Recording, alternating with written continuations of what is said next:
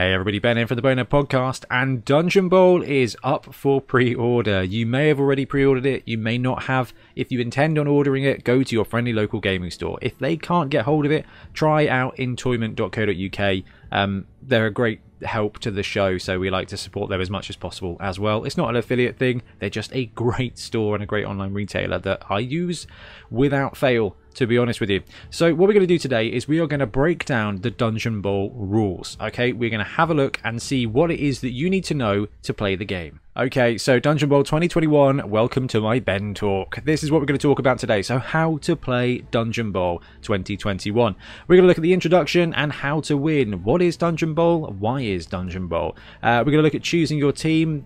You guys have already seen plenty of that, and coming this week we will have a video for each of the colleges, breaking down the teams as well. Setting up the dungeon, how you set it up, starting the game, how you begin the game. Teleporters, that's right, you teleport around the dungeons. Love it. Treasure chests, some of them explode, some of them have balls in. Walls and doors, so there is a slight restriction on where you can move and how you can do it, being in a dungeon as opposed to being on a Blood Bowl pitch.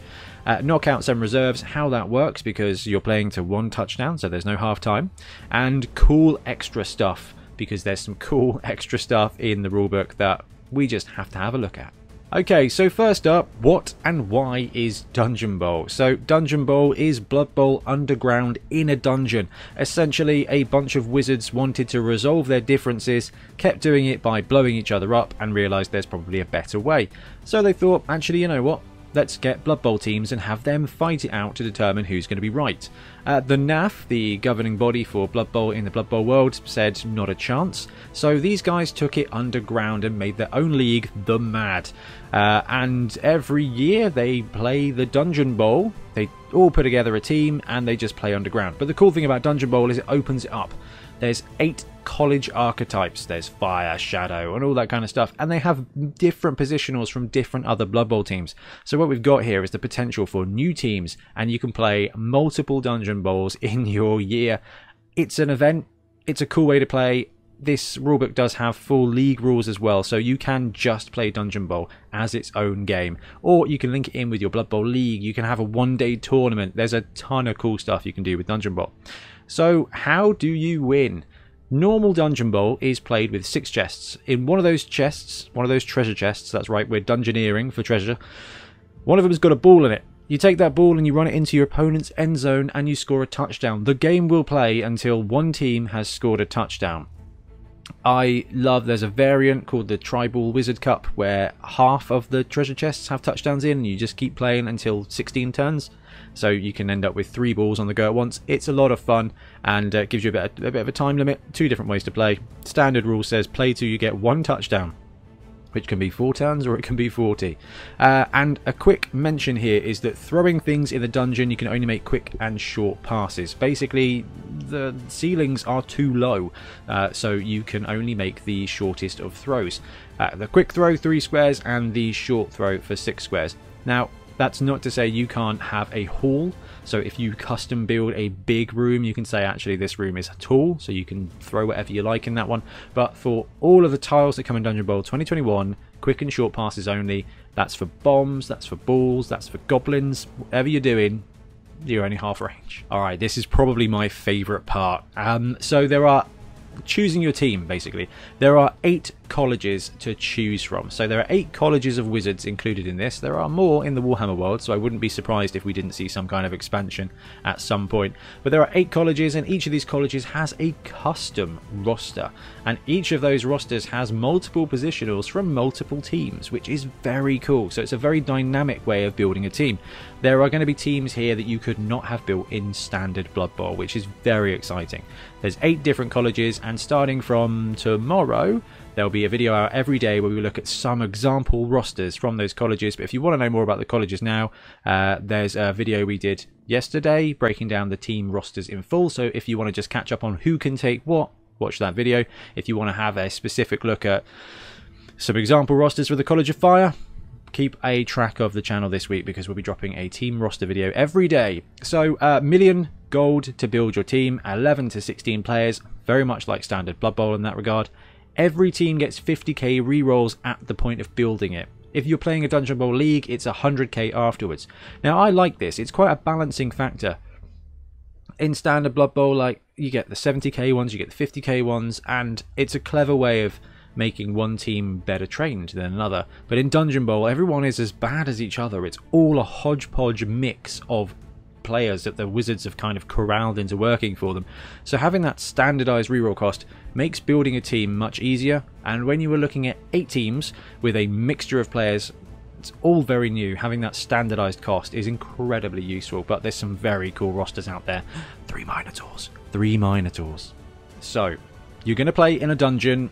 Where do you get the dungeon from? So let's have a look at setting up the dungeon. So the rulebook, very light on this. There's 2 example maps in it, and we've seen them before basically. And what we'll do is we'll talk through the kind of the rules that are written in there, and then we can kind of expand on how it's going to work in practice. So the first bit is that you build it together. You and your opponent build a dungeon. How? There's no competitive element here, and this is something that we're going to see as a trend for Dungeon Bowl. Dungeon Bowl is an event, not a competition. So this is not a tight competitive rule set. There are ways that we can make it competitive, and we are making it competitive, because on the 7th of May we are going to be having the Dorset Dungeon Bowl down in Entoyment, so come along to that because it's going to be a day of dungeons. There's a tagline there, Day of Dungeons. Oh, it's a historic day out. It's very James May.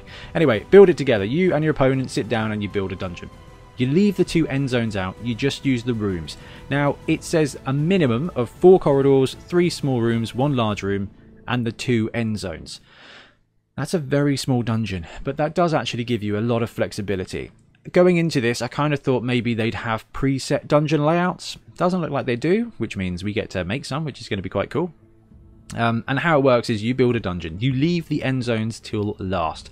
So you and your opponent, you sit down, you place the tiles, you create a cool map. Now the whole idea here is you create the map, then you add the end zones as far away as possible from each other, and then you roll off to decide which side you want to start. So you can build a very lopsided dungeon, but there's a 50% chance that ain't going to be yours.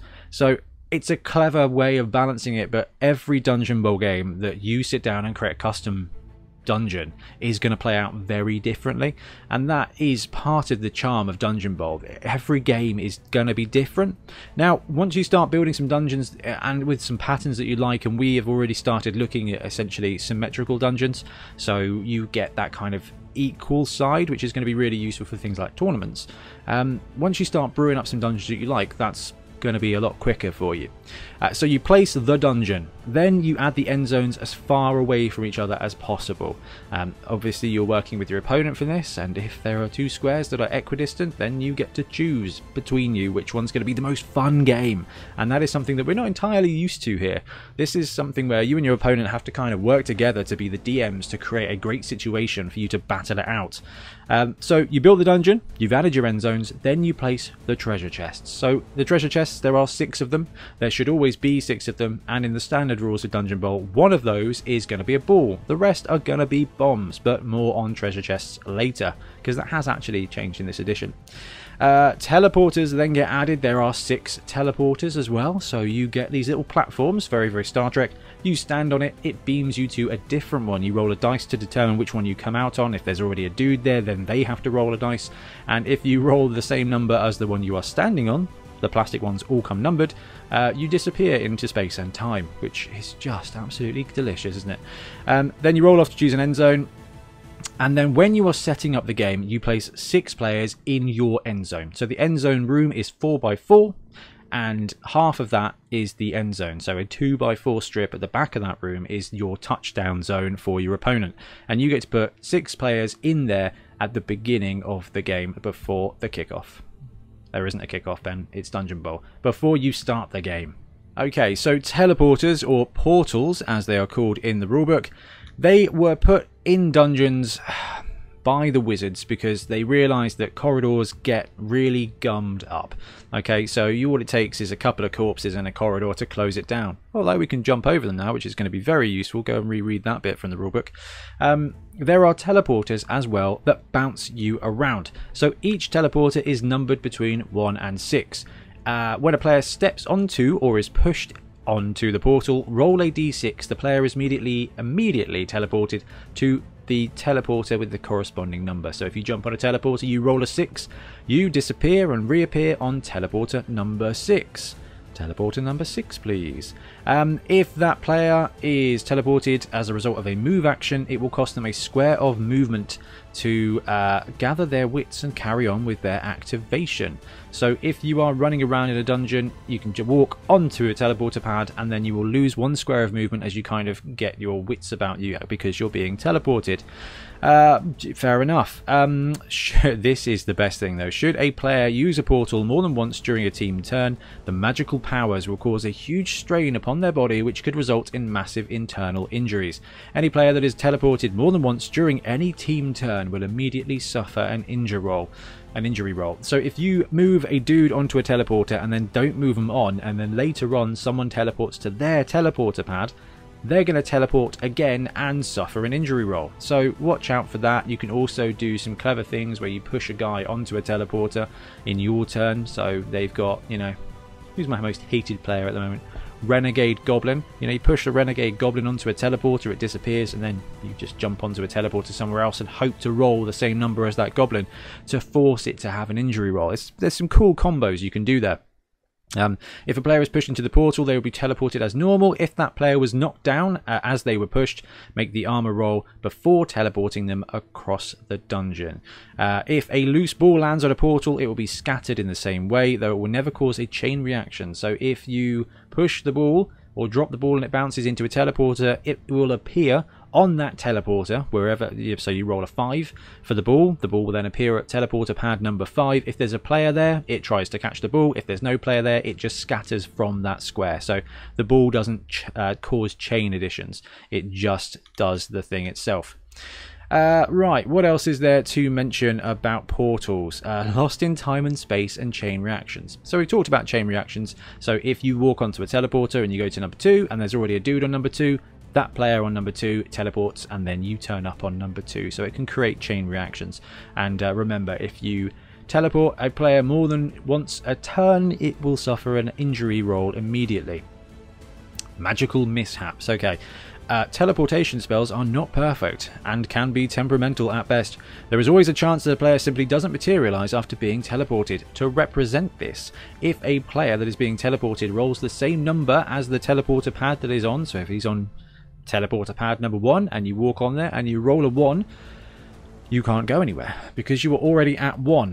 When this happens, the player is removed from the dungeon and will take no further part in the game. They've been teleported to elsewhere in the college but will remain unharmed and will be located by their college's wizards once the game is over. A magical mishap does not cause a turnover. Should a player with the ball suffer a magical mishap, the ball will not also disappear, being far too important than the player. The ball has been enchanted to protect it. It will just scatter 1 square from the portal. So there's always going to be a 1 in 6 chance that if you actively walk onto a teleporter, you are going to disappear. So that means that teleporters can, 1, bounce you around the pitch really quickly, right? That's incredibly useful. But also pushing someone into a teleporter immediately gives you a 1 in 6 chance of them just disapparating, which is a really potent balancing tool. And that blooming Ben, Bloodtithe Ben, and his nobility bodyguards using Stand Firm is going to be Stand Firm and Sidestep, absolutely tip top in a dungeon. Who knew? So yeah, the ball just bounces. So you can't lose the ball in a teleporter, but you can very much lose players. This is just a very random but really welcome addition because they're right. The wizards are right. You know, you get an ogre in a corridor, you're not getting past that ogre. That corridor is done. And that's such an important part of the strategic interplay of Dungeon Bowl. You look at your map. Okay, I want to hold that corridor, that corridor, that corridor. How do I hold those corridors? And then where are the teleporters? Where's the attack going to come from? It is so good. It is just properly like, it's like, how am I going to score the touchdown? But also, how am I going to defend my castle? And to score a touchdown, you are going to need a ball. And where do you find the ball? In a treasure chest, of course. So as you set up the dungeon, you place 6 treasure chests. One of those treasure chests has a ball in. The rest of them have bombs in. And the way this works is, this is not how it used to be. You used to push a dude into the ball and, you know, they'd have to try and pick it up. You can push a dude into the chest, and if it wasn't You know, if it wasn't the one with the ball in, they would explode. Now, how it works now is players cannot move over chests. It is an immovable object, okay? It's a piece of terrain. You cannot do anything around it. You can throw stuff over it, no problem. You can see through it, no problem at all. But you can't move through it. It is a player that finishes a move action, but not a blitz action, in a square adjacent to the chest and who is not marked when they finish their move action may choose to open the chest. When a player opens a chest, remove the lid of the model to see what's inside. So you have to move, not make a blitz, and you have to end up in nobody's tackle zones. So you cannot be marked by an opposing player, which means you have to clear out treasure chests. So you should be able to use players to mark a chest if you don't want to open it just yet. If the chest contains the football, then the player immediately gains possession of the ball and their activation ends immediately. So two massive differences here. One, no agility roll to pick up the ball. Sure hands loses a point if you're going rummaging in treasure chests. It's Dungeon Bowl, and with a mixture of teleporters, explosions, and your opponent's players, you're going to need to pick up the ball at least once a game, but not from the treasure chest. And the second thing is that your movement ends. That's it. So there's no, I'm going to pick up the ball and throw it. Nope. No. You pick up the ball and then your activation ends. So you can only do a move. Now that does slow down the game, so you can't grab it and then run away. Your opponent is always going to have one turn to react to you picking up the ball, which is very useful for balance. Now, that's 1 in 6. The other 5 in 6 explode in just absolute crimson gore. So if the chest is empty, the player has set off one of the magical booby traps. The player who opened the chest and all players adjacent to the chest, so we're talking the full 8 squares around that centre, are immediately knocked down, and the armour roll is made for each of them. After the armour roll has been made for each player, the chest will be removed, and it then becomes a normal square. So, note that players may still continue to open chests even after the ball has been found. So, basically, if you open the chest and it explodes, every square next door to the chest gets knocked down immediately in an armor roll. So it's not as violent as a bomb, so there's no mighty blow, but it is automatic. So instead of having that classic like 4+ do I knock you down, it's not that, it's just straight up you get knocked down, but your armor might be okay. Which means, yeah, definitely, if someone ends up standing next to a treasure chest and you know the ball's already been picked up, you can suicide a snotling in there to just set off the bomb. Which is grim, but actually very appropriate for Blood Bowl, and is definitely a tactic that I can see almost every one of us using. Rotters are going to be good for that because they're cheap. Nobility linemen are already going to be useful because they've got fend, but 45k means they're kind of disposable, I guess, because their ag is 4+. I don't know. There's going to be some cool stuff to do here with treasure chests. This is going to result in a very tense game of I'm going to risk it and blow up. And that is where the crux of Dungeon Bowl comes from. That first exploration of the dungeon, we need to find the ball as quickly as we can.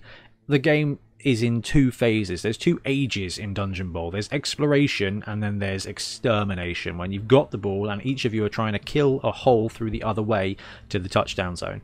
And that is how your games are going to play out, and it's a lot of fun. Okay, so walls and doors are a massive part of Dungeon Bowl because you are playing underground. So all the Blood Bowl rules apply to this game. Every single one of them. The way you move, the way you dodge, the way you support blocks, everything like that is just the same as Blood Bowl. The difference is the amount of squares you're allowed to move into is greatly limited. Now, doorways are the little cardboard blips, and we'll put a graphic up on the screen right here now. The little cardboard bits that go over, essentially, 2 squares touching another 2 squares, and those doorways show which squares are touching. If a tile is touching another tile and there's no doorway square, then there is a wall there and you cannot move through it, you cannot assist through it, and you can't, it's impassable. So those doors are going to be incredibly useful when you're linking, for example, a room to a corridor but widthwise. So you have to choose 2 squares. So doors are going to be useful. You can just say, no doors, everything that's touching is good to go, and that's quite a simple way of doing it. It doesn't matter too much.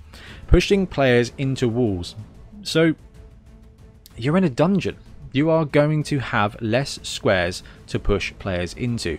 And it's Blood Bowl, so you're going to be smashing people around. That's just how Blood Bowl works, and it's certainly no different when it comes to Dungeon Bowl.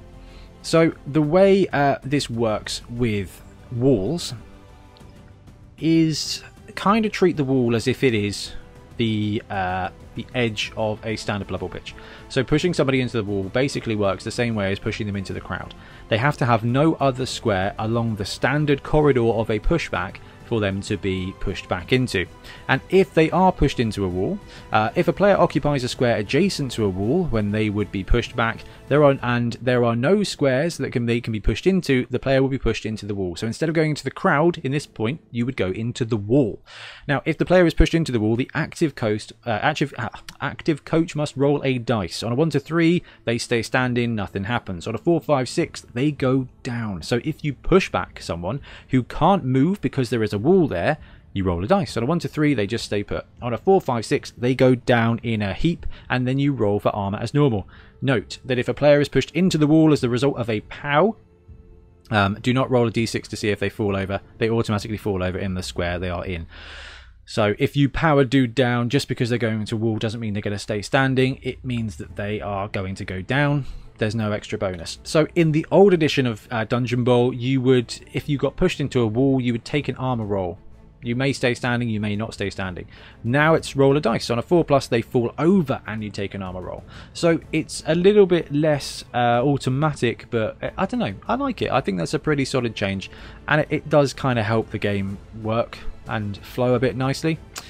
Bouncing balls off walls. So, I tell you what, let's bring up a graphic. Okay, so we've got our dungeon layout here. Let's say we've got a thrower and he is there, okay? And they're going to bounce the ball off a wall. It's a really simple mechanic and it's probably not going to come up too often. So throwing the ball at walls. Sometimes a player will purposefully throw the ball at a wall to try and get it to ricochet off. A player that declares a pass action may also declare they will bounce the ball off the wall instead of passing normally. Declare which wall square the ball is being thrown at and test for accuracy as normal. This pass may be interfered with as normal. If the test for accuracy is successful, the ball will ricochet from the target square. If the test is failed, roll a d6. On a 1 to 3, it hits the square to the right, and a 4, 5, 6, it hits the square to the left. I mean, you just have to determine which one, which way left and right is, to be honest. The ball will then ricochet as shown in the diagrams below. So this is on page 43 of the Dungeon Bowl rulebook. It ricochets in a certain direction, and then it travels d6 squares, and if it hits another wall it will ricochet off, and everybody along that line in sequence gets an opportunity to catch the ball in the order that the ball passes over them, counting as an inaccurate pass. So it's going to be -1 to catch, but actually what this does is allows you to make a quick pass at a wall and then have an extra d6 squares come after it. But anyway, let's have a look at the actual direction. So let's say that our dude wants to throw it at this square here. So that's going to be what? 1, 2, 3. Yeah, let's pretend that's going to be a quick pass. Doesn't really matter. So if it's an inaccurate pass, on a 1 to 3 it will come from this square here. On a 4, 5, 6 it will come from this square there. Now let's assume it's accurate. Now because the direction of travel for this ball comes in at an angle, so if it was this square being thrown directly at, it would bounce directly back. Okay, so along the same axis. If it's being thrown in this square here, so the ball will go this way to this one, so because it's coming in at an angle, it will then go out this way here, d6 squares. Which means if you are in a corridor, for example, you could merrily try and bounce it along a corridor. So say you threw it from here to this square, it would go diagonally, and then it would go diagonally, and then it would go diagonally, diagonally, diagonally. Now that is something to watch out for, because if you're only traveling one square at a time, you are always going to hit the wall. So you should be able to ricochet the ball along a corridor without doing too much work for it. So maybe I've got that wrong. The ball will ricochet, it will then travel d6 squares in the direction indicated, and if not caught will scatter once from the square it ends up. If the ball hits another wall, then it will ricochet off. Okay, so it's going to be a 2+ for each of these, because it will travel 1 square. So if you were to bounce it off this wall here, it would be 1 square to there, 2 square hits the wall, and then it goes off into this one. So there's going to be some really interesting situations where you can potentially just ping a ball around and up a corridor. And that's what Dungeon Bowl is all about. So I guess there's one more thing to mention, which is how to scatter the ball if it hits a corner. If it goes into a wall in the corner, it will ping out the same way. So if it's going to go this way, it will come back in, and if it hits this wall, it will go 1 2 3 4 5 6 7 8 4 5 6 1 2 3 4 5 6 and ping back in. So the whole thing is that you use the scatter template. You place the Blood Bowl logo where the ball would have gone. So, you know, if you're going off here, you place the Blood Bowl logo, and then it's 1 2 3 4 5 6, and it is going to get gnarly at sometimes, but sometimes it's going to be absolutely epic, but we won't see it happen all that often. And the last thing to mention on walls and doors is bouncing players off walls. You can't do it, so don't even ask. Somebody did ask, and I'm here to tell you that there is a rule, and it is hitting the wall. Should the thrown player scatter into one of the dungeon walls, they risk a serious injury. The player will suffer a crash landing, and as if they'd hit another player, which means they automatically stack it to the ground and roll armor. Additionally, when making the armor roll for a player that has hit a wall, apply an additional +1 modifier to the roll. So you can't bounce players off walls. Players don't bounce, which is very sad. And this really does bring home the most disappointing element of Blood Bowl, in that you can't throw other players' players. Okay, so knockouts and reserves, and by that regard, anybody who's been casualtied and regenerates that was not goned by a teleporter. So they will go into your reserves, and then you can redeploy them again. So the Magic Sponge. So the Magic Sponge is this thing that the Wizards developed to basically heal minor wounds for players, to keep them in the fight, to keep them going, and is based on a sports trope.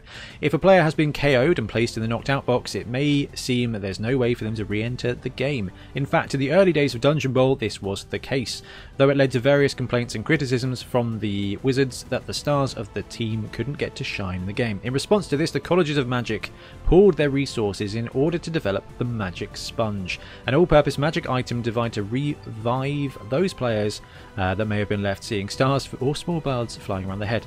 All Dungeon Bowl teams are issued with a Magic Sponge at the start of the game. Once per team turn, a coach may use the Magic Sponge to treat a KO'd player in their knocked out box instead of teleporting a player into the dungeon. A player treated with the Magic Sponge is immediately moved from the knocked out box and into the reserves. The Magic Sponge cannot be used on players that are removed as a casualty. Now remember, I don't believe that's how it works with regenerating players. If you pass the regeneration, you go into your reserves, and then you're ready to deploy anyway. So the best way to kind of explain this from a thematic point is that you and your team have one wizard dude there, and every turn that wizard dude can bring on a reserve or heal a KO into a reserve.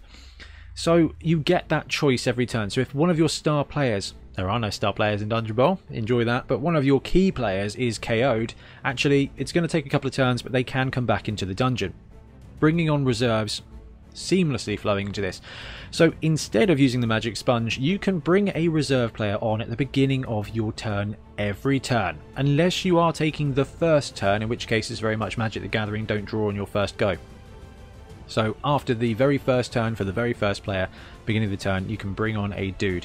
In fact, I'm not entirely sure if it has to be at the beginning of your turn. Just seems like it might be. Interesting one there. My bad, guys. Missing that rule exactly. Anyway, at some point during your turn, you can bring on a reserve player. And the way you do that is you go, I'm bringing on a reserve, and you roll a dice, and that player will appear on one teleporter. It will appear on the teleporter equal to the one you rolled. So there's no chance of you disappearing into the ether here, because you are teleporting from something outside of those standard 6. So if this was Stargate, you're teleporting from somewhere with an 8th chevron. You're bouncing into this new network. It can create chains, and if you appear on number 2 and then number 2 disappears and goes to number 3, but there's a dude on number 3 and number 3 rolls a number 2 and your dude is now on number 2, then it will create a chain and you will potentially injure yourself out immediately. So watch out for bringing in reserves when everybody's on teleporters. What that does also do is a risky roundabout kind of way. You can use your cheap players to swarm teleporters to kind of stop that from happening, to reduce and create the opportunity for chains.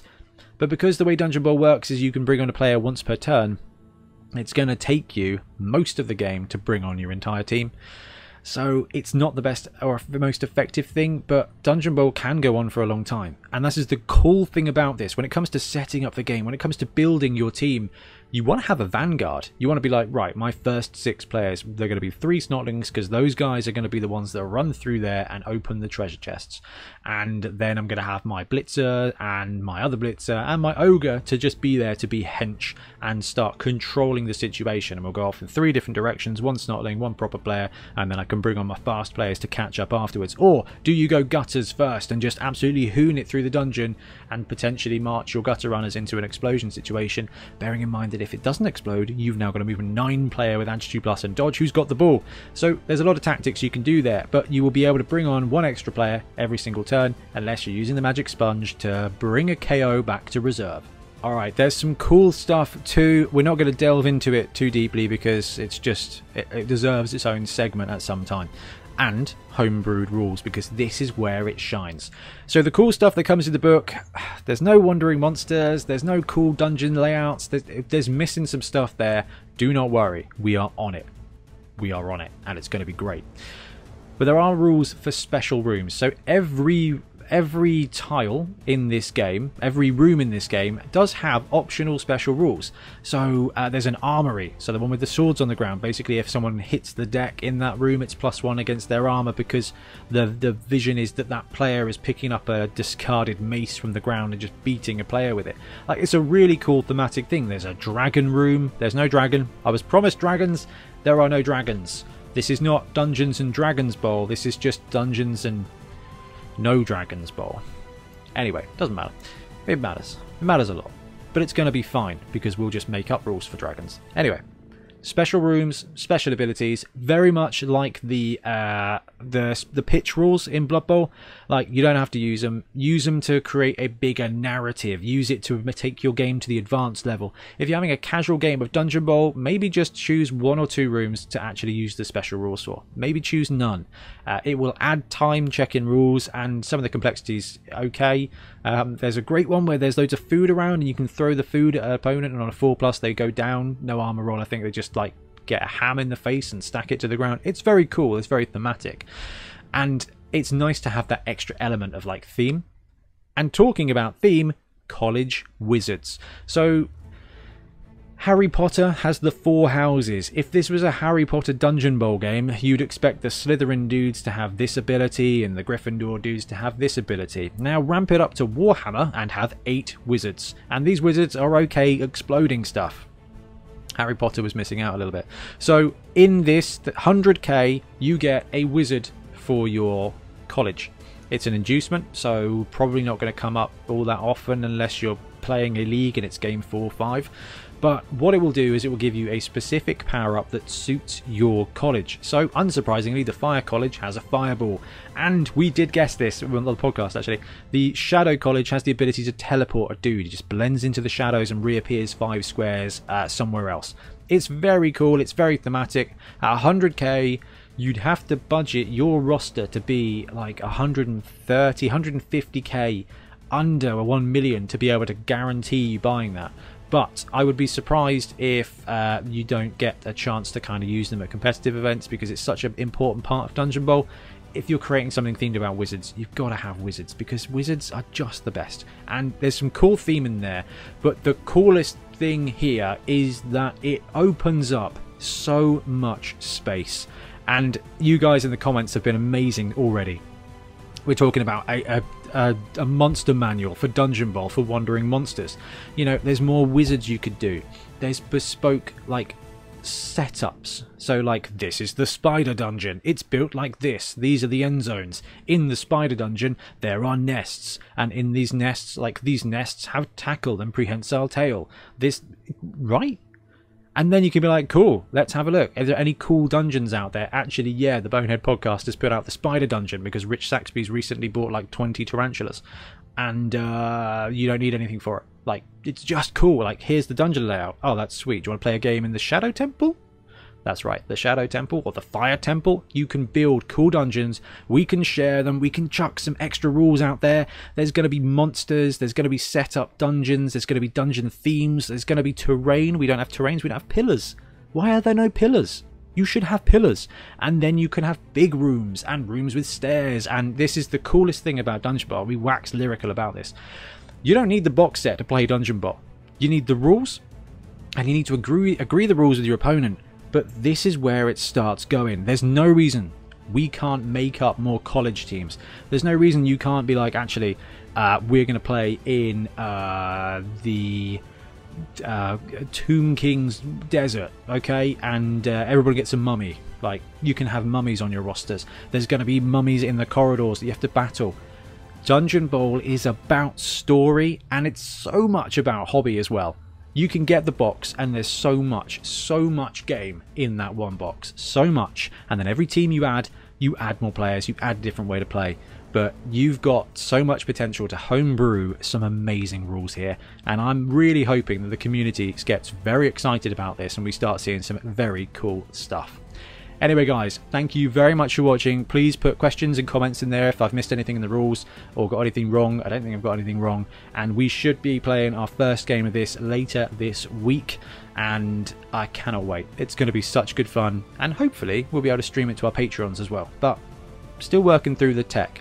Anyway, I'm going to disappear. Thank you very much for watching. Happy Dungeoneering. Thanks very much for watching. We really appreciate your support. If you want to help support the channel even further, please like and subscribe, or come join us on our Patreon. We have early access to content. We get loads of feedback from you guys, and we try and do competitions as much as we can. Or you can get yourself some Bonehead podcast merch on our Spreadshirt site. So if you want to support a team, especially for the Bonehead Championship, you can pick up a shirt, a mug, things like that. It all helps support the channel, and we really appreciate it. Anyway, links below. Thank you very much. Happy blocking.